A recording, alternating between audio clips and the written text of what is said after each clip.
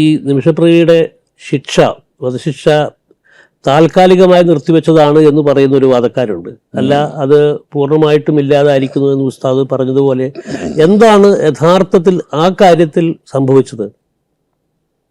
അതൊന്നിപ്പോൾ നമുക്ക് ഇവിടെ എന്തുകൊണ്ട് പറയാൻ കഴിയില്ല.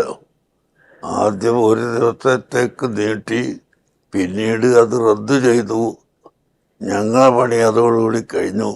ഇനി നമ്മുടെ ഗവൺമെൻറ്റാണ് അതിന് വേണ്ടതൊക്കെ ചെയ്യേണ്ടത്. അത് ചെയ്യുമെന്ന് തന്നെയാണല്ലോ ഞങ്ങളുടെ വിശ്വാസം. ഞാനിപ്പോൾ ഡൽഹിയിൽ നിന്നാണ് വരുന്നത്.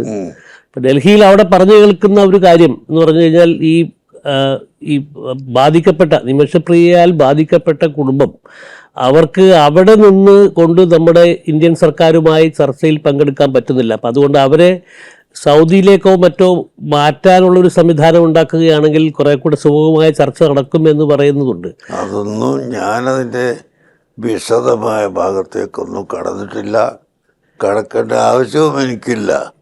അതെല്ലാം നമ്മുടെ ഭരിക്കുന്ന ഗവൺമെൻറ് ചെയ്യേണ്ടതാണ്. അവരത് ചെയ്യുമെന്നാണ് നമ്മൾ വിശ്വസിക്കുന്നത്. അത് ഞങ്ങൾ അതിലൊന്നും ഇടപെടേണ്ടതില്ല. ഞാനിങ്ങനെ ഒരു ശുപാർശ മാത്രമാണ്. നമ്മളത് നിയമം പാസ്സാക്കല്ല, മാനവികതയുടെ തലത്തിലുള്ള വലിയൊരു ഇടപെടലാണ് ഉസ്താദ് നടത്തിയത്. അതെ, 16-ാം തീയതി എന്ന് പറഞ്ഞാൽ തീയതി മാറി. ഇപ്പോൾ തീയതിയൊന്നും ഇല്ലാതെയാണ് ആദ്യം തന്നെ നീട്ടിയത്.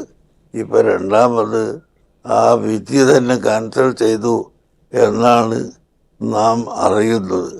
ഏതായിരുന്നാലും അത് ഇവിടുന്ന് അങ്ങോട്ടുള്ള പ്രവർത്തനങ്ങളൊക്കെ ഇന്ത്യ ഗവൺമെൻറ് വേണ്ടതുപോലെ ചെയ്യും എന്നാണ് നമ്മുടെ വിശ്വാസം.